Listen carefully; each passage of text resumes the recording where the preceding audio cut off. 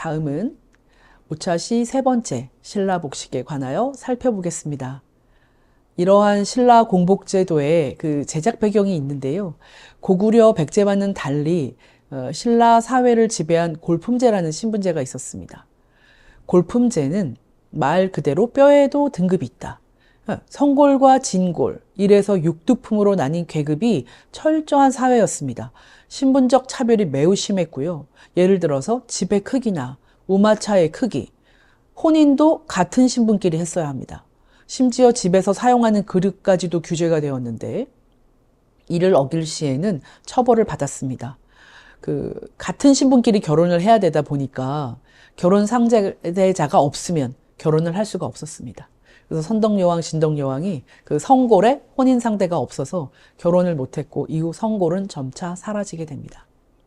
이러한 배경을 갖고 있는 신라의 복식을 다양한 유물 자료를 통하여 살펴보겠습니다.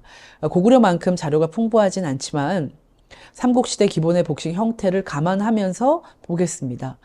특히 신라의 공복제도는 버풍왕 7년에 제정이 되었는데요. 그 직급에 따라서 복식의 종류를 정말 세분화하여 딱 입게 하였습니다. 그거는 자기가 입고 싶다고 해서 입을 수 있는 게 절대 아니었고요. 그거를 달리 맘대로 입으면 또 벌을 받게 되었습니다. 그러나 일반인들은 역시나 고구려, 백제의 복식의 형태를 따랐기 때문에 귀족과 평민 간의 이중 구조를 이루었습니다. 신라는 박역거세를 시조로 삼아서 세워진 나라로 인근의 여러 부족과 가야 제국을 병합해서 백제와 어깨를 나란히 했고요. 지리적 위치로 인해서는 가장 뒤늦게 시작한 나라였지만 고구려, 백제 양국의 문화적 자극과 가야 문화의 혼합으로 인해서 찬란한 복식 문화를 이루었습니다. 신라의 저고리를 보겠습니다. 먼저 신라의 저고리를 보기 위한 유물로는 경주 단석산 마의 공양상에 저고리를 착용한 모습을 볼 수 있습니다. 굉장히 흐릿한데 자세히 보시면 약간 이렇게 양각으로 앞에 나와 있는 사람을 볼 수 있습니다. 이는 고구려 고분 벽화에서 나타난 저고리 형태와 유사할 것으로 생각이 됩니다. 좀 더 긴 저고리의 경우에는 공복의 일종으로 입혀졌을 것으로 생각이 됩니다. 신라의 경우 다음에 사신 그림인데 앞에서 봤던 왕의도의 사신입니다. 다른 나라의 사신들보다 비교적 키도 크고 현대적 기준으로도 잘생기고 젊은 남성의 사진으로 보입니다. 이를 두고 사람들은 신라의 화랑과 연관지어서 생각하는 견해도 있습니다. 신라는 골품제뿐 아니라 특이하게 화랑이라는 청소년 단체가 있었습니다. 화랑은 신라의 진흥왕이 처음으로 만들었는데요. 전국의 뛰어난 청소년들을 모아서 교육시켜서 나라를 대표하는 인재로 등용하고자 하는 시스템이라고 할 수 있습니다. 또한 삼국사기에 서술된 바로는 내면뿐 아니라 외모 역시 중요하게 가꾸는, 그러니까 현대로 치면 홍보대사와도 같은 역할을 했을 것으로 짐작이 됩니다. 신라의 사신이 화랑이라는 근거는 정확히는 없지만 사신 후보들 중에서 가장 잘생긴 사람을 선발했을 가능성은 있지 않을까 생각이 듭니다. 당 염립본 왕의도가 기존 양직공도의 상상력을 더한 작품임을 생각해보면 그냥 우연의 일치일 가능성도 있지만 당시 신라인의 평균 키가 160이었다고 하는데 주변국들보다 조금 컸을 것으로 추정되기 때문에 이 사람들이 그래서 키가 큰 묘사는 어느 정도 맞는 듯 합니다. 다음은 번객 입조도에 표현된 또 다른 신라 사신입니다. 이 사람은 이제 완전히 엉덩이, 그러니까 둔부선 길이가 힙을 다 덮고요. 수구 쪽으로 좁아지는 소매를 입된 저고리입니다. 오른쪽으로 입었고 가선 부분이 마치 누빈 것처럼, 자, 가선이라는 건 이 저고리의 가장자리를 두른 선입니다. 그런데 지금 보시면 발목이랄지 저고리의 아랫부분입니다. 여기는 누빈 것처럼 보입니다. 그래서 발목 길이의 바지를 입었는데 발목에서도 살짝 누빈 듯한, 그래서 기존에 보았던 그냥 선을 둘렀다는 것보다 이분은 뭔가 그 부분이 두껍고 누벼서 좀 도톰해 보이는 형태를 갖고 있습니다. 다음은 참 이 그림을 보시면 너무 이제 아이가 그린 그림 같아서 자세히 보셔야 됩니다. 예, 황룡사지 출토 인물 문전에 나타난 복식입니다. 그래서 지금 그림 A부터 한번 보시겠습니다. 그 세 명의 인물이 있습니다. 그래서 이 중에서 맨 앞에 문관상으로 추정되는 인물의 경우에는 그 앞쪽 일부가 결실이 되었죠. 그렇지만 그 조우형, 그러니까 그 새 깃털을 꽂은 그 관식의 모자를 하고 있고, 그 고깔 모양의 변형모를 쓰고 있는 모습도 보이고요. 그래서 전체 모습은 어느 정도 파악이 가능합니다. 그 관과 연결된 띠가 그 얼굴의 왼쪽 측면으로 연결돼서 내려오면서 그 바지는 또 바지 뿌리를 각반으로 동여맨 것으로 보입니다. 상대적으로 통이 넓은 것으로 보입니다. 네, 뭐 거의 형태를 이제 상상하시면서 보시면 됩니다. 저고리의 소매도 폭이 넓은 것으로 보이고요. 그 깃이 직령 역시 그 V넥으로 교차할 수 있게 되어 있습니다. 허리에는 특이하게 요대를 메었는데 겉옷, 그러니까 포를 유추할 수 있는 겉옷 윗부분이 밑으로 처져서 매우 풍만감을 주고 있습니다. 두 팔은 가슴 부분에서 서로 팔짱을 끼고 있는 모습인데 턱에는 길다란 수염도 역시 표현되어 있습니다. 이에 비해서 인물 1을 향해 걸어가고 있는 모습, 그 뒤에 그려진 인물 2, 3은 전체적으로 작은 그 세 조각을 이어 붙여 만든 비늘 갑옷과 투구를 착용한 무관상을 표현하고 있다고 여겨집니다. 자, 비늘 갑옷이라는 것은 그러니까 통으로 전체를 갑옷을 만든 것이 아니고, 그러니까 하나의 편을 많이 만든 다음에 그 편들을 마치 물고기의 비늘처럼 이렇게 켜켜이 놓습니다. 그리고 나서 거기 이제 그 찰갑인데요. 그 비늘에, 그러니까 하나의 만든 편에 구멍이 다 뚫려 있거든요. 거기를 가죽끈으로 연결하는 겁니다. 그래서 얘가 계속 교차돼가지고 그 물고기의 비늘 상상하시면, 그러니까 그 교차되는 부분이 이제 두 겹이 있으니까 좀 두꺼워지죠. 그러면 그 부분에 아무래도 화살을 좀 덜 뚫고 들어갈 수 있는 강력한 이제 그 갑옷을 만들 수 있었던 방법입니다. 그림 C는요.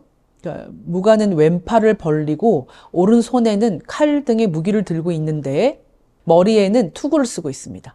조우관을 쓴 것은 그 이현묘의 고대 한국계 사신이나 그 양직공도의 백제 사신, 또 번객입조도에서 봤던 그런 고구려 신라 사신의 모습에서 나타나는 삼국복식의 공통적인 특징입니다. 통이 넓고 바지 뿌리를 동여맨 형태의 바지나 그 긴 저고리도 2차돈 순교비, 지금 그림에서 보시면 2차돈 순교비 그 중간에 있는 B에 있는 그림인데요. 예, 2차돈 순교비와 경주 단석산의 공양인물상, 고구려 고분벽화, 또 이현묘에 나오는 사신의 그 모습, 양직공도 등의 공통적으로 등장합니다.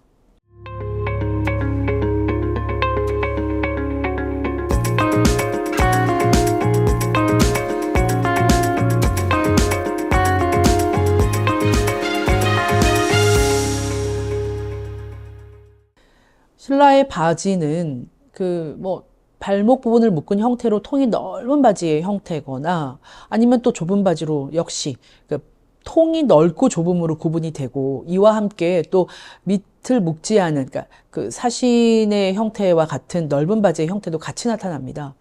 지금 그 장외태자묘 벽화에 나타나는 신라 사신은 역시 무릎 길이 저고리에 수구 쪽으로 넓어지는 큰 소매. 자, 이 사람 자세히 보시면요.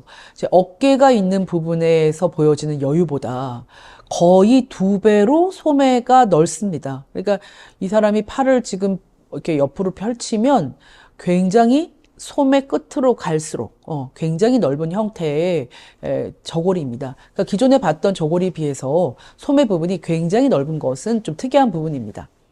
그래서 이런 소매를 갖고 있는, 그리고 고든 깃이죠. 이제 V넥으로 여며져 있습니다. 그리고 오른쪽으로 여며 있고 있습니다. 이런 저고리를 입고 있는 모습이랄지, 아니면 바지는 발목 길이에 폭이 넓고 바지 뿌리를 묶지 않은 넓은 채로 둔 모습입니다. 바지 형태에 있어서 신라는 고구려나 백제에 비해서 폭이 넓으면서 발목으로 좁아지는 형태가 보인다는 점과, 또 착장 상태에서는 지금 대가 보이지 않는다는 점이 좀 특이합니다. 치마는 앞에 저희 자료에서도 보셨다시피 그 신라의 출토 유물 토우를 통해서 한번 보겠습니다.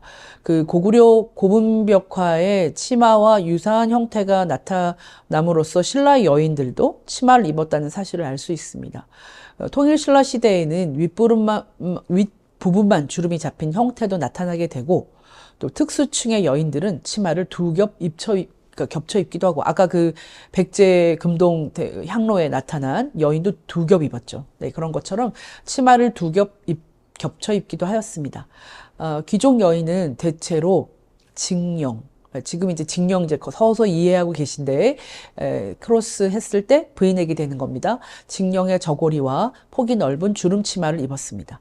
속 저고리는 주로 둥근 넥라인을 입었는데 겉저고리는 그 브이넥으로 오른쪽으로 입은 둔부성 길이이고 그 대수와 착수가 보인다는 거는 넓은 소매와 작은 소매가 동시에 모두 보인다는 겁니다. 선을 깃과 밑단, 소매에 둘렀는데 이런 것들을 선을 두르는 것도 주가 되는 그 메인의 선이 있고요. 옆에 장식선을 하나 더 대는 그런 장식도 하기도 하였습니다. 신라 역시 포를 입었다는 기록이 있는데요. 왕실이나 귀족 등 특수층에서 착용되었을 것으로 보입니다. 그 옛날에는 굉장히 지금보다 직조하는데 많이 어려웠을 것이고 많이 생산하기도 어려웠을 거기 때문에 그 일반의 서민들이 입기란 그만큼의 포를 하나 만들 때 굉장히 많은 양의 천이 소요되기 때문에 아마 입기는 어려웠을 겁니다. 그러다 보니 귀족과 특수층에서 계속 착용이 되어 왔고요. 그 사람들을 통해서 계속 변화하면서 그 전체적으로 우리는 조선시대까지 꾸준히 이중 구조를 이루면서, 상류층은 뭐, 여러 가지의 변화를 일으켜 가지만 그 일반 서민들은 그렇게 변화를 이루지 못하면서 살아갑니다.